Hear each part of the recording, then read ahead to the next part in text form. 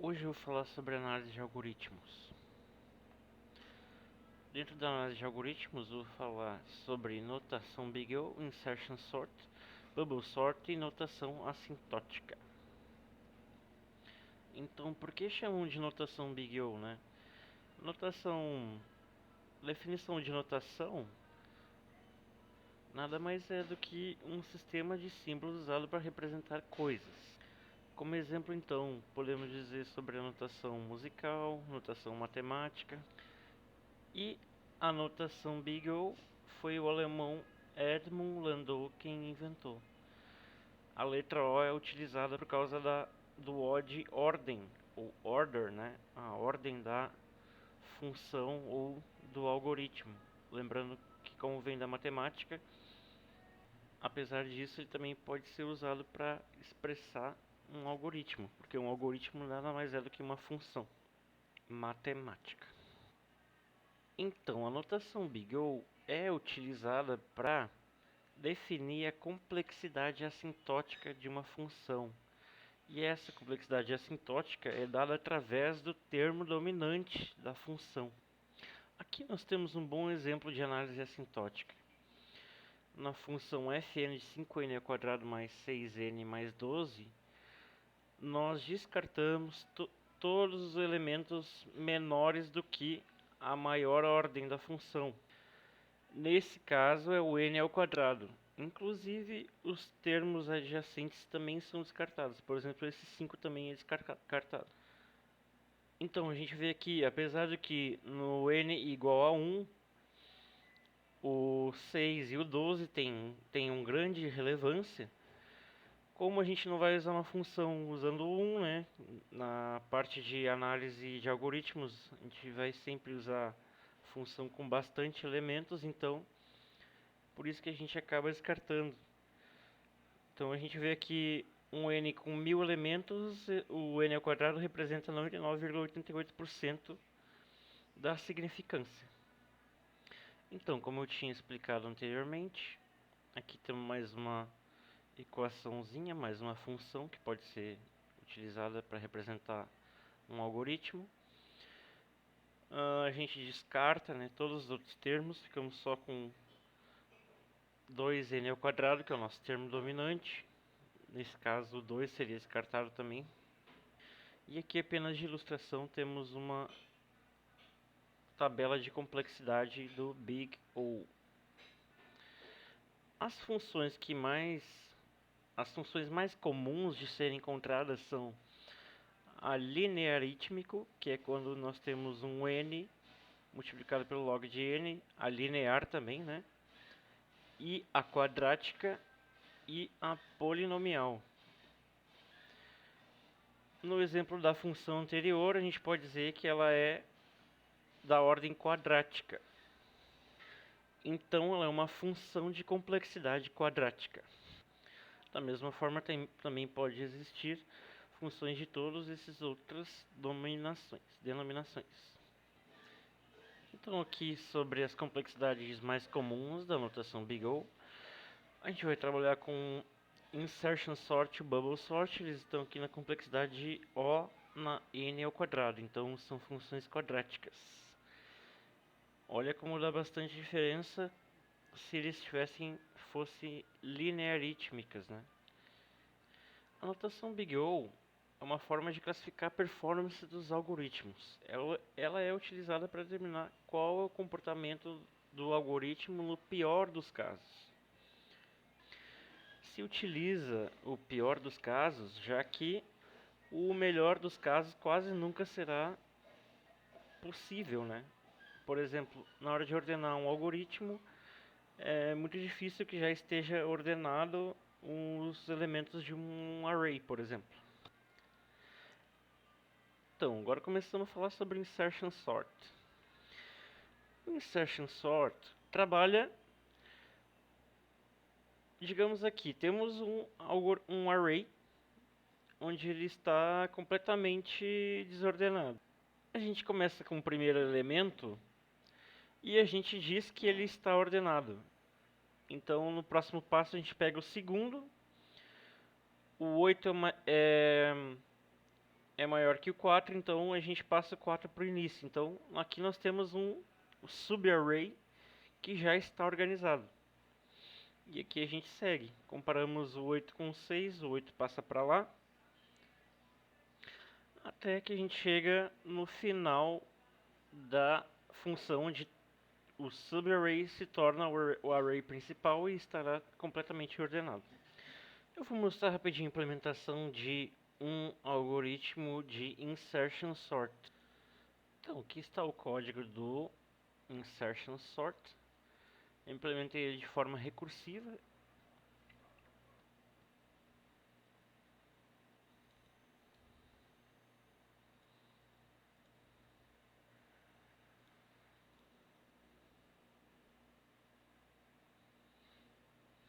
Então, eu vou rodar o código aqui para a gente ver.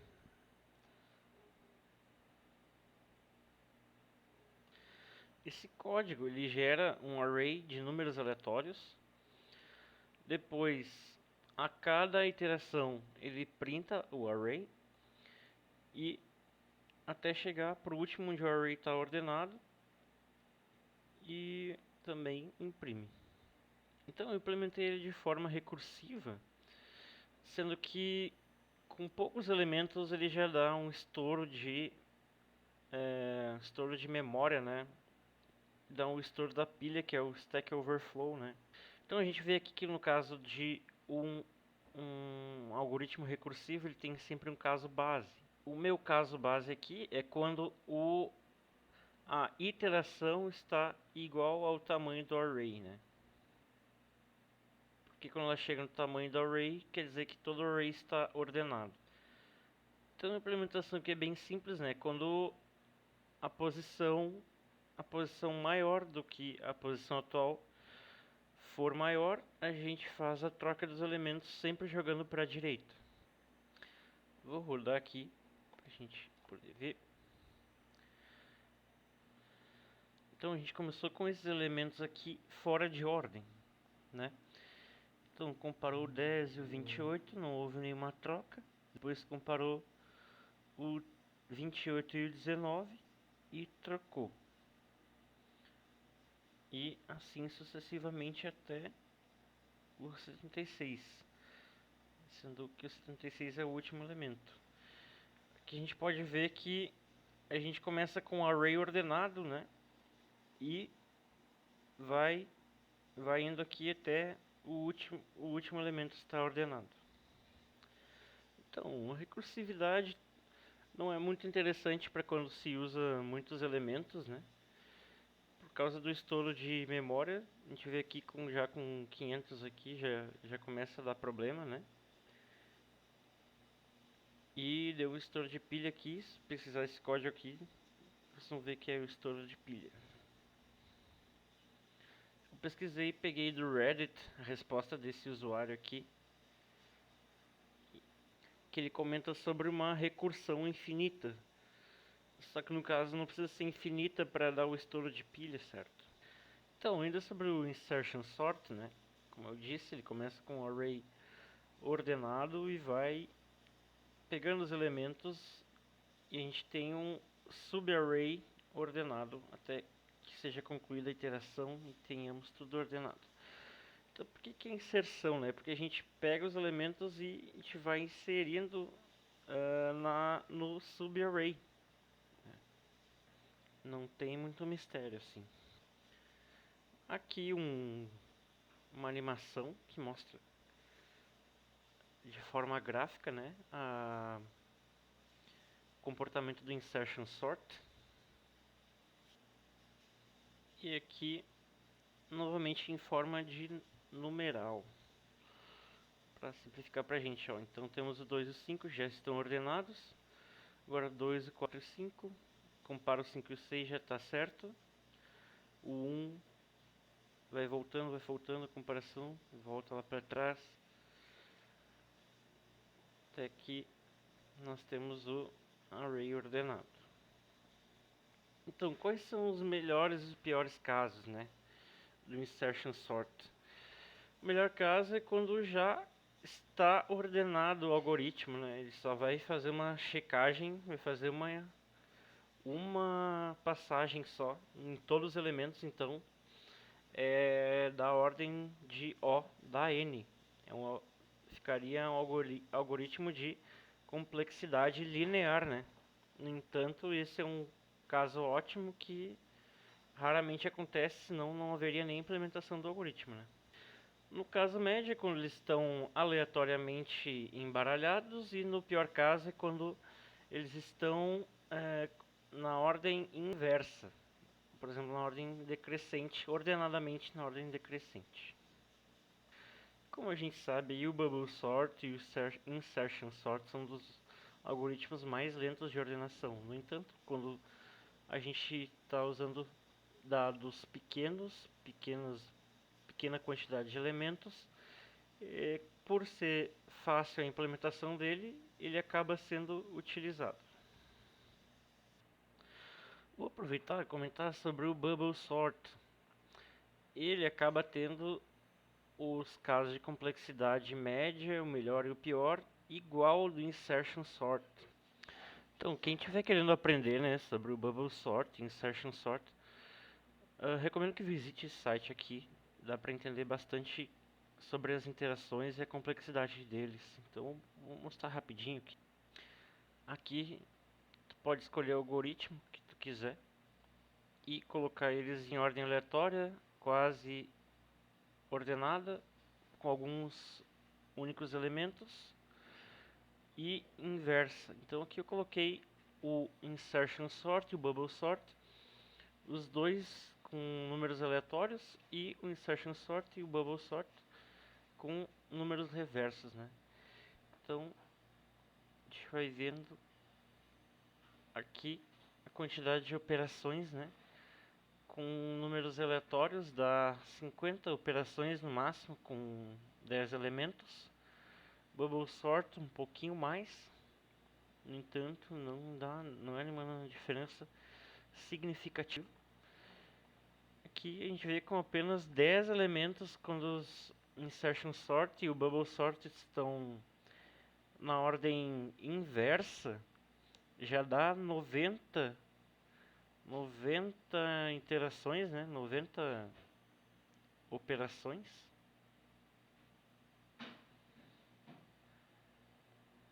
E aí finalizou.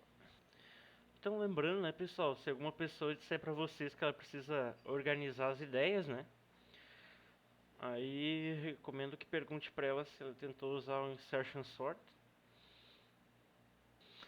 No caso, o Insertion Sort não vai ser tão bom, né, pessoal, vai demorar um pouco aí. Aqui uma representação gráfica do Bubble Sort. Bubble Sort não pode se dizer que é o contrário do Insertion Sort. Apesar disso, em vez de ter os elementos ordenados do início para o fim, ele tem os elementos ordenados do fim para o início.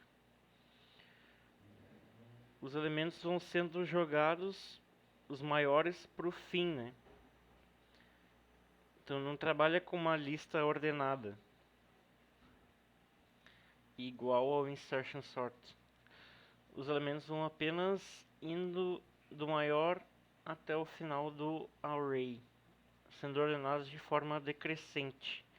Então eles vão flutuando, né, como se diz. Então, por isso que foi acabou sendo batizado Bubble Sort, este algoritmo de ordenação. Então, quem gosta de exatas vai lembrar desse filme, né, o Interestelar. E quando for usar o Bubble Sort, Selection Sort, Insertion Sort, que essa pequena manobra aí vai nos custar 51 anos, né? E mais um pouquinho sobre o Bubble Sort. Então ele compara os números adjacentes, né? Ou seja, lado a lado, né? Os últimos elementos vão ficando em ordem do menor para o maior. A execução termina após a última passagem, quando se determina que eles estão em ordem. Comentando um pouquinho ainda sobre análise assintótica, né, pessoal? Aqui a gente tem o 5n ao quadrado, uma representação gráfica. Isso aqui não está matematicamente exato, mas dá pra gente ter uma ideia. Eu quero dizer que o gráfico não está matematicamente exato, né? Isso aqui, as porcentagens sim estão. Então nesse site aqui, o Desmos, a gente pode verificar o comportamento das funções de acordo com seus elementos aqui, né? Aquela função 5n ao quadrado, como a gente comentou, ela é a que mais vai ser significante aqui no algoritmo, né? A gente pode ver aqui que num x de 25, a 5n ao quadrado já está lá no y de 3000 e tanto, enquanto no x de 500 está no 3000 também. 6. Então isso é bom para a gente entender como é desprezível, né, o 6 e o 12 no caso da representação, no caso da relevância do algoritmo, né? Inclusive o 5n ao quadrado passa exatamente quase em cima aqui, né, dando pouca diferença com a função completa aqui de, acho que não está aparecendo aqui para vocês. Deixa eu, pronto, aqui. Então aqui a gente vê como é insignificante, né, o 6, e por isso que a gente considera apenas o n ao quadrado na hora do Big O. Novamente aqui vou executar a nossa função de ordenação de algoritmos, dessa vez assim recursividade. Aqui eu já defini o número de elementos. A gente vai ver em quanto tempo ela roda, né? Com essa quantidade de elementos. Começou a rodar.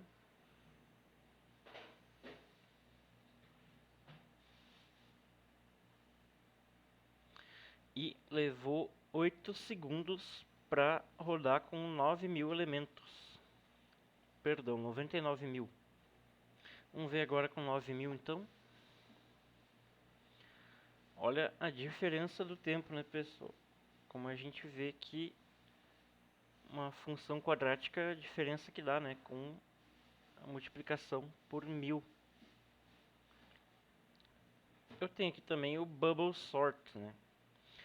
Então a diferença é que é nessa condição aqui da iteração voltar para o início. Então do insertion sort para o bubble sort, quando a iteração atual for menor do que a iteração atual mais 1, então a gente define igual a 0, que então ele volta lá para o início e começa a comparar tudo de novo, fazendo aqui as trocas, né? Jogando tudo para a direita lá para o final do array. Esse é o bubble sort. Para ficar de fácil entendimento, então eu defini aqui um array de tamanho 5 e com elementos aleatórios até 100. Então ele começa com array inicial, aleatoriamente ordenado. Faz ali a primeira comparação, 65 com 84, joga 84 para lá. E aqui a gente consegue ver todos os passos, né? Até ele chegar no array ordenado. Então depois quem quiser pode pausar aí e ver com calma todos os passos que ele fez. Então olha que interessante aqui, né, pessoal? Eu rodei o algoritmo com 9.000 elementos e ele rodou em 0,08 segundos. E depois com 99.000 elementos ele rodou em 8 segundos. Então vamos ver a diferença aqui, ó, de 1.000, 10.000. Uma diferença de 10.000 vezes 10.000, né? Foi a diferença, né? Desculpa, foi em 100 vezes, né? A diferença, porque 0,08 segundos vezes 10 seriam 0,8 segundos e vezes 10 então seriam 8 segundos. Então isso prova que a nossa nossa implementação, nosso algoritmo é realmente de O da n ao quadrado, porque quando a gente aumenta em 10, ele aumenta em 100 vezes o tempo. Então a gente pode rodar aqui, vai dar os 8 segundos, né? Então o que que isso quer dizer? Se eu colocasse mais um 9, ele levaria 800 segundos. Isso é quantos minutos, né, pessoal? Então, se 600 segundos seriam 10 minutos, então 800 segundos são um pouquinho mais de 10 minutos, né? Então seria 13 minutos para esperar rodar esse programa de ordenação com essa quantidade de elementos aqui. Isso se não desse o erro de estouro de pilha, né? Então tá, pessoal, falamos sobre Big O, análise assintótica, vimos os gráficos, falamos sobre os algoritmos de ordenação, insertion sort, falamos sobre o bubble sort e a complexidade deles. Rodamos um algoritmo aqui para medir o tempo deles. Muito obrigado pela atenção, espero que tenham gostado.